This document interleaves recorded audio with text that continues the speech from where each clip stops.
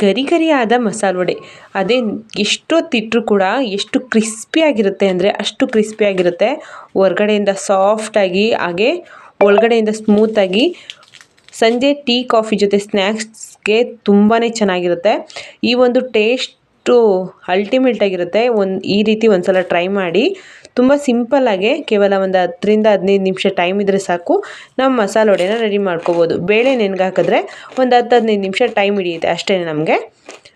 ಈ ಒಂದು ಮಸಾಲೆ ವಡೆನ ಯಾವ ರೀತಿ ಮಾಡೋದು ಅಂತ ನೋಡ್ಕೊಬರೋಣ. ಅದಕ್ಕೂ ಮೊದಲು ಯಾರೆಲ್ಲ ನನ್ನ ಚಾನಲ್ಗೆ ಸಬ್ಸ್ಕ್ರೈಬ್ ಮಾಡಿಲ್ಲ ಸಬ್ಸ್ಕ್ರೈಬ್ ಮಾಡಿ. ಅದಕ್ಕೂ ಮುಂಚೆ ವಿಡಿಯೋ ಇಷ್ಟ ಆದರೆ ಒಂದು ಲೈಕ್ ಮಾಡಿ. ಬನ್ನಿ ಹಾಗಾದರೆ ವಿಡಿಯೋನ ಸ್ಟಾರ್ಟ್ ಮಾಡೋಣ. ಮಸಾಲೆ ವಡೆ ಮಾಡೋದಕ್ಕೆ ನಾವು ಮೇಯ್ನಾಗಿ ತೊಗೋಬೇಕಾಗಿರೋದು ಕಡಲೆಬೇಳೆ. ಕಡಲೆಬೇಳೆನ 1 ಅವರ್ ನೆನೆಗಾಕಿದ್ದೀನಿ. ನೀವು ಜಾಸ್ತಿ ಹೊತ್ತು ನೆನೆಗಾಕಬಾರ್ದು. ಕಡಲೆಬೇಳೆನ 1 ಅವರ್ ನೆನೆಹಾಕಿದ್ರೆ ಸಾಕಾಗುತ್ತೆ. ಈ ಮಸಾಲೆ ವಡೆಗೆ ಒಂದು ಮೇಯ್ನಾಗಿ ಬೇಕಾಗಿರೋದು ಮಸಾಲೆನ ರೆಡಿ ಮಾಡ್ಕೋಬೇಕು. ಸೊ ಮಸಾಲೆಗೆ ಏನೆಲ್ಲ ಇಂಗ್ರೀಡಿಯೆಂಟ್ಸ್ ಬೇಕಂತ ನೋಡ್ಕೊಂಬರೋಣ ಬನ್ನಿ. ಫಸ್ಟು ಮಸಾಲೆನ ರೆಡಿ ಮಾಡ್ಕೊಳ್ಳೋಣ. ಒಂದು ಮಿಕ್ಸಿ ಜಾರ್ನ ತೊಗೊಂಡು ಅದಕ್ಕೆ ನಾನು 1 ಸ್ಪೂನಷ್ಟು ಜೀರಿಗೆನ ಆ್ಯಡ್ ಮಾಡ್ತಾಯಿದ್ದೀನಿ. ಹಾಗೆ ಒಂದು 8ರಿಂದ 9 ಹಸಿರು ಮೆಣಸಿನ್ಕಾಯಿ ತೊಗೊಂಡಿದ್ದೀನಿ. ಹಾಗೆ 2 ಗೆಡ್ಡೆ ಬೆಳ್ಳುಳ್ಳಿನ ಸಿಪ್ಪೆ ಬಿಡಿಸಿ ಇಟ್ಟಿದ್ದೀನಿ. ಹಾಗೆ 1 ಇಂಚು ಹಸಿ ಶುಂಠಿ, ಹಾಗೆಯೇ 1 ಈರುಳ್ಳಿನ ಸೇರಿಸ್ಬಿಟ್ಟು ಇದನ್ನು ಸ್ವಲ್ಪ ನೀರು ಹಾಕ್ಬಿಟ್ಟು ತರಿಯಾಗಿ ರುಬ್ಕೋಬೇಕು. 1 ಸ್ಪೂನಷ್ಟು ನೀರು ಹಾಕಿದ್ರೆ ಸಾಕಾಗುತ್ತೆ. ಈಗ ತರಿಯಾಗಿ ರುಬ್ಕೊಂಡಿದ್ದೀನಿ. ಈಗ ಕಡಲೆಬೇಳೆನ ರುಬ್ಕೋಬೇಕು. ಕಡಲೆಬೇಳೆ ರುಬ್ಕೊಳೋದು ಕೂಡ ತುಂಬ ಇಂಪಾರ್ಟೆಂಟು. ತುಂಬ ಬೇಳೆನೂ ಇರಬಾರ್ದು, ತುಂಬಾ ಫೇಸ್ಟಾಗಿ ನುಣ್ಣಗೆ ರುಬ್ಬಾರ್ದು. ಇದನ್ನು ಕೂಡ ಹದವಾಗಿ ರುಬ್ಬಬೇಕಾಗತ್ತೆ. ಒಂದು ಮಿಕ್ಸಿ ಜಾರ್ಗೆ ನಾನು ಅರ್ಧ ಅಷ್ಟೇ ಬೇಳೆ ಸೇರಿಸ್ತಾ ಇದ್ದೀನಿ. ತುಂಬ ಬೇಳೆನ ಸೇರಿಸಿದ್ರೆ ಇದು ನೀಟಾಗೆ ರುಬ್ಬೋದಿಲ್ಲ. ಅಂದರೆ ರುಬ್ಬುತ್ತೆ, ಫೇಸ್ಟ್ ಥರ ಆದರೆ ಚೆನ್ನಾಗೋದಿಲ್ಲ. ಅದು ಯಾವ ಥರ ಇರಬೇಕಂತ ಹೇಳ್ತೀನಿ ಬನ್ನಿ. ನೋಡಿ, ಜಸ್ಟ್ ಆನ್ ಆ್ಯಂಡ್ ಆಫ್ ಮಾಡಿದ್ರೆ ಸಾಕು, ಬೇಳೆ ಚೆನ್ನಾಗಿ ರುಬ್ಬುತ್ತೆ. ಇನ್ನು ಇದು ಇನ್ನೊಂದು ಸಲ ರುಬ್ಕೋಬೇಕು. ಇನ್ನು ಬೇಳೆ ಅದೇ ರೀತಿ ಕಾಣ್ತಾ ಇದೆ ನೋಡಿ. ತರಿಯಾಗಿ ರುಬ್ಬಬೇಕು. ಇದಕ್ಕೆ ಏನು ನೀರು ಹಾಕ್ತಿಲ್ಲ. ಕಡಲೆಬೇಳೆ ಇರೋವಂಥ ನೀರಿನ ಅಂಶನೇ ಇದಕ್ಕೆ ಸಾಕಾಗುತ್ತೆ. ಯಾವುದೇ ನೀರನ್ನ ಆ್ಯಡ್ ಮಾಡೋಗಿಲ್ಲ. ನಾನು ಇದೇ ರೀತಿ ಎಲ್ಲ ಕಡಲೆಬೇಳೆನೂ ರುಬ್ಕೊತೀನಿ. ರುಬ್ಕೊಂಡು ಒಂದು ಪಾತ್ರೆಗೆ ಸೇರಿಸ್ಕೋಬೇಕು.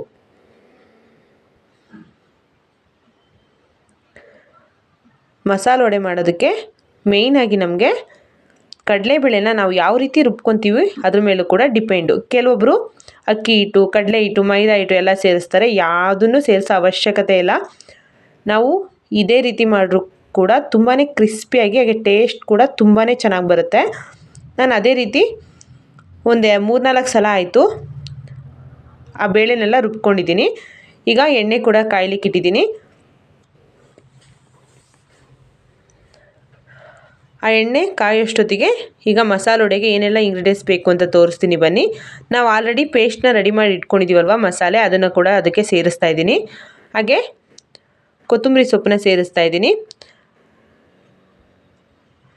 ಮತ್ತು ಸಬ್ಸಿಗೆ ಸೊಪ್ಪು ಕೂಡ ಸೇರಿಸ್ತಾರೆ, ಬಟ್ ನಾನು ಸ್ಕಿಪ್ ಮಾಡಿದ್ದೀನಿ. ನೀವು ಬೇಕಿದ್ರೆ ಆ್ಯಡ್ ಮಾಡ್ಕೊಳ್ಳಿ, ತುಂಬ ಚೆನ್ನಾಗಿರುತ್ತೆ. ಹಾಗೆ ಒಂದು 2 ಗೆಡ್ಡೆಯಷ್ಟು ಈರುಳ್ಳಿನ ಆ್ಯಡ್ ಮಾಡ್ತಾಯಿದ್ದೀನಿ. ಈರುಳ್ಳಿನ ಆ್ಯಡ್ ಮಾಡಲಿಲ್ಲ ಅಂದರೆ ಟೇಸ್ಟ್ ಅಷ್ಟು ಚೆನ್ನಾಗಿ ಬರೋದಿಲ್ಲ. ಈಗ ಒಂದು ಸಲ ನೀಟಾಗಿ ಮಿಕ್ಸ್ ಮಾಡ್ಕೋಬೇಕು. ಇದಕ್ಕೆ ಈಗ ರುಚಿಗೆ ತಕ್ಕಷ್ಟು ಉಪ್ಪನ್ನ ಸೇರಿಸ್ತಾ ಇದ್ದೀನಿ. ನಿಮಗೆ ಬೇಕಿದ್ದರೆ ಜೀರಿಗೆ ಇನ್ನೊಂದು ಸ್ವಲ್ಪ ಹಾಕ್ಕೊಬೋದು, ಫ್ಲೇವರ್ ಚೆನ್ನಾಗಿರುತ್ತೆ. ಹಾಗೆ ಸ್ವಲ್ಪ ಸೋಡಾನ ಸೇರಿಸ್ತಾ ಇದ್ದೀನಿ. ಇದು ಆಪ್ಷನಬಲ್ಲು, ಬೇಕಿದ್ದರೆ ಆ್ಯಡ್ ಮಾಡ್ಕೋಬೋದು, ಇಲ್ಲ ಸ್ಕಿಪ್ ಮಾಡ್ಬೋದು. ಯಾವುದೇ ಅಕ್ಕಿ ಹಿಟ್ಟು, ಕಡಲೆ ಹಿಟ್ಟು ಯಾವುದನ್ನು ನಾನು ಸೇರಿಸ್ತಾ ಇಲ್ಲ. ಇದನ್ನು ಸೇರಿಸ್ಬಿಟ್ಟು ಈಗ 1 ಹನಿ ನೀರನ್ನು ಹಾಕಿದಾಗೆ ಈ ಥರ ಕೈಯಲ್ಲಿ ನೀಟಾಗಿ ಮಿಕ್ಸ್ ಮಾಡ್ಕೋಬೇಕು.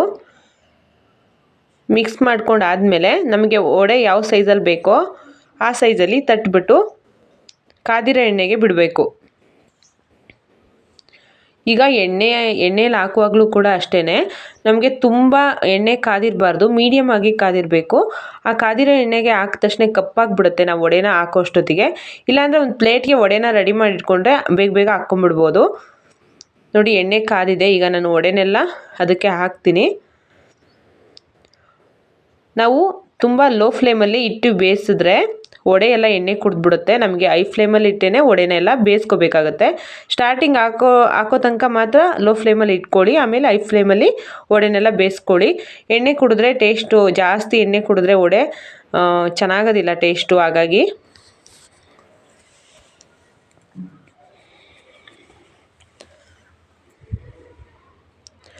ಈ ಚಳಿಗೆ ಏನಾದರೂ ಕ್ರಿಸ್ಪಿಯಾಗಿ ಈ ಥರ ತಿನ್ನಬೇಕಂತ ಅನ್ನಿಸ್ತಾ ಇರುತ್ತೆ. ಒಂದು ಸಲ ಟ್ರೈ ಮಾಡಿ, ಸಖತ್ತಾಗಿ ಬರುತ್ತೆ. ಹಾಗೆ ಟೇಸ್ಟ್ ಅಂತೂ ತುಂಬಾ ಚೆನ್ನಾಗಿ ಬರುತ್ತೆ. ನಾವು ಎರಡೂ ಕಡೆ ನೀಟಾಗಿ ಬೇಯಿಸ್ಕೋಬೇಕು. ನಾನು ಇದು ಬೇಯೋಷ್ಟೊತ್ತಿಗೆ ನಾನು ಇನ್ನೊಂದು ಸಲ ವಡೆನ ತಟ್ಬಿಟ್ಟು ಒಂದು ಪ್ಲೇಟಿಗೆ ಎತ್ತಿಟ್ಕೊತೀನಿ. ಆ ಥರ ಮಾಡಿಕೊಂಡ್ರೆ ಬೇಗ ಕೆಲಸನೂ ಕೂಡ ಮುಗಿಯುತ್ತೆ. ಒಂದು ಕಡೆ ವಡೆ ಬೇಯ್ತಾ ಇರುತ್ತೆ, ಒಂದು ಕಡೆ ರೆಡಿ ಮಾಡಿ ಇಟ್ಕೊಬೋದು. ಚೆನ್ನಾಗಿ ಕಲರ್ ಆಗೋ ತನಕ ಬೇಯಿಸ್ಕೊಂಡ್ರೆ ನೋಡಿ ಎಷ್ಟು ಕಲರ್ಫುಲ್ಲಾಗಿ ಕಾಣಿಸ್ತಾ ಇದೆ. ವಡೆ ಪರ್ಫೆಕ್ಟಾಗಿ ಬೆಂದಿದೆ, ಎಲ್ಲೂ ಕೂಡ ಹೆಚ್ಚು ಕಮ್ಮಿಯಾಗಿ ಬೆಂದಿಲ್ಲ. ಎಷ್ಟು ಪರ್ಫೆಕ್ಟಾಗಿ ಬೆಂದಿದೆ ಅಂತ.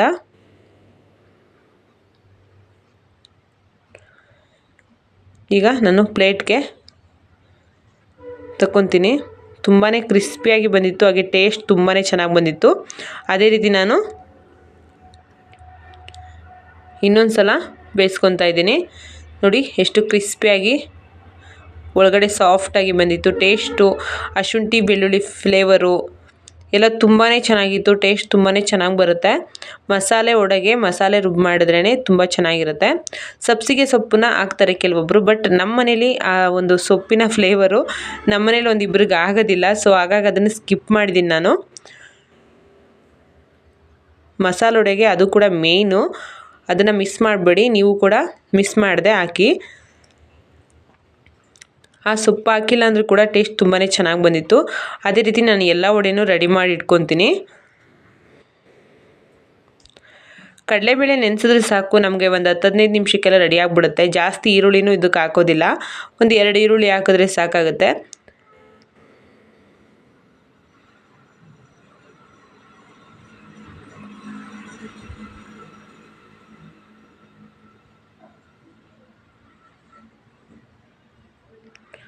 ಒಂದೇ ಹದವಾಗಿ ಒಂದೇ ಕಲರ್ ಆಗಿ ನಾವು ತಟ್ಟಿಟ್ಕೊಂಡ್ರೆ ಕೈಯಲ್ಲೇ ಕೂಡ ಒಂದೇ ಸಮನಾಗಿ ಬರುತ್ತೆ.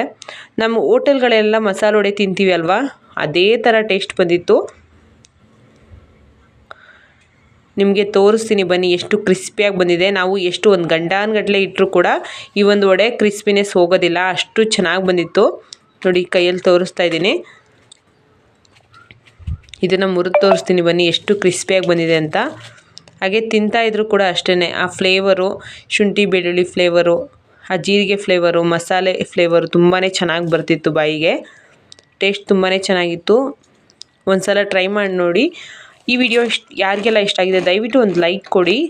ನಮ್ಮ ಚಾನಲ್ಗೆ ಇನ್ನೂ ಯಾರೆಲ್ಲ ಸಬ್ಸ್ಕ್ರೈಬ್ ಮಾಡಿಲ್ಲ ಸಬ್ಸ್ಕ್ರೈಬ್ ಮಾಡಿಕೊಂಡು ಸಪೋರ್ಟ್ ಮಾಡಿ. ನೆಕ್ಸ್ಟ್ ವಿಡಿಯೋ ಜೊತೆ ಮತ್ತೆ ಸಿಗ್ತೀನಿ. ಅಲ್ಲಿವರೆಗೂ ಹೀಗೆ ಸಪೋರ್ಟ್ ಮಾಡ್ತಾಯಿರಿ. ಕೊನೆವರೆಗೂ ವಿಡಿಯೋ ನೋಡೋ ಪ್ರತಿಯೊಬ್ಬರಿಗೂ ಕೂಡ thank you so much. Bye friends, ಮತ್ತೆ ಸಿಗ್ತೀನಿ ಮುಂದಿನ ವಿಡಿಯೋ ಜೊತೆ.